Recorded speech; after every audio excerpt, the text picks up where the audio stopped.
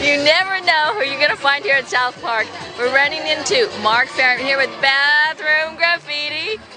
Bathroom Graffiti, yes indeed. It covers across the country, from New York to LA.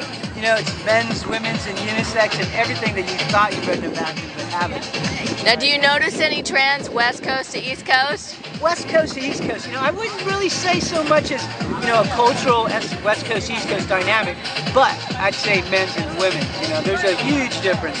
You know, women tend to be a little bit sharper, smarter, more emotional residue, but I think they definitely nailed it. You know, I mean, their graffiti is incredible. Men's kind of lean towards, you know, where they go. But, you know, they have a lot of political aspects. So what's the best graffiti? Or the most interesting graffiti you've seen in putting this together? Dang, that's a hard one because, you know, how do you pick one out of 1,000? You know, it's like, well, I'd have to say just the best one with, you know, and it's just me. I mean, I have two. The greatest weapon of the oppressor is the minds of the oppressed. Ooh. That's deep. Yeah, that's a quote from Stephen Biko. He was killed in 1982 in South Africa. So he was a social activist down in South Africa. And they put that on a bathroom wall? Or bathroom graffiti? Someone wrote that on a bathroom wall in Berkeley. Oh. Yeah, so, you know, I mean, you got some heady people out there putting out some real social, political commentary. So that's the kind of stuff that this covers. In addition to, well, one of my other favorites is, if women were so independent, why do they go to the restrooms in Paris? Oh! And that was in a women's restroom. I didn't say it. Do you notice a big difference in places like San Francisco versus Soho?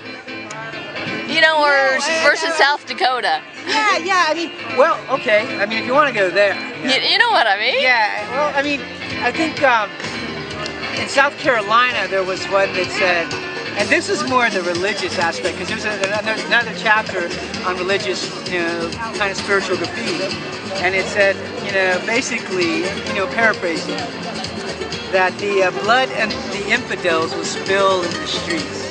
Yeah. And to me, I never seen anything like that anywhere written, other than like the South, kind of like Bible Belt-like kind of thing. Right. So I was fascinated to see something like that written on a wall in a bathroom.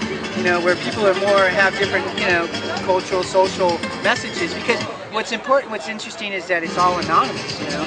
It's not like tagging or whatever, ego-based. This is more like anonymous-based.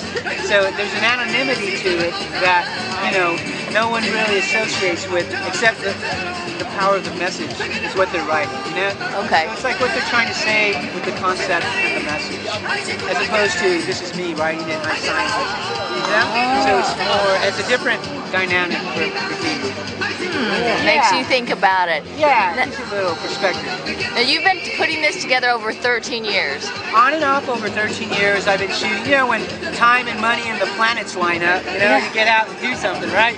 So it's like, yeah, so I've been shooting on and off, you know, and when I have a chance, I get more shots. It's an ongoing project for me because, you know, I really dig the cultural, social, you know, dynamic of it. I mean, there's a lot to be said about bathroom graffiti that I think we don't, you know, appreciate the perspective that it brings. You know, whether it's to art, communication, or social commentary. Yeah. So did you notice many differences or changes from the beginning towards the end when you were putting this together into what graffiti you were finding? Well, I think, you know, something to the effect of if Kaczynski had known what Clinton had shown, that an intern is better than a bomb in a letter of given the choice how to be blown. Ooh! So, that was like a limerick, you know, but that was like timely for Clinton's time. I haven't bumped into anything yet for Bush. I'm sure they're out there, but and there's some that I probably couldn't say on this. And there's some that are even worse. But yeah. So I mean, if you're looking for a dynamic of timeliness, there's different moments where people write more about political situations, or you know, the emotional dynamic's always there. There's always a lot of emotion, you know, that people are residue, and you know, his girlfriend left him, or his boyfriend left her, or his boyfriend left him, you know. It's like, you know, there's all these different points of view, and that's where the unisex chapter comes in. So there's a chapter on the unisex bathrooms, and that is termed escaping identity. Because, Oh, wow. This Yeah. gets deep into graffiti. It's just not a bunch of pictures. exactly. No, there's narrative chapters. You know, there's a narration that opens up every chapter. So if you want to sink your teeth into a, perspective, perception, and me trying to, break it down a little bit from, through myself. And, I mean, there's been professors that have written on the subject, doing white papers. And so, I mean, it's a certain analytical aspect, but at the same time, I want to make it fun, So that's what I was trying to bring to it. So Mark, where can people find out more information about it on the internet, or where can they find it in the bookstore? To check it out. Urban Outfitters is selling it, so hit Urban Outfitters. Your local indie bookstore, Mocha in LA, MoMA in New York carries it. So there's a lot of, little independent outlets. So something near you, I'm sure you'll find it. Check it out. Thanks, Mark. Thanks.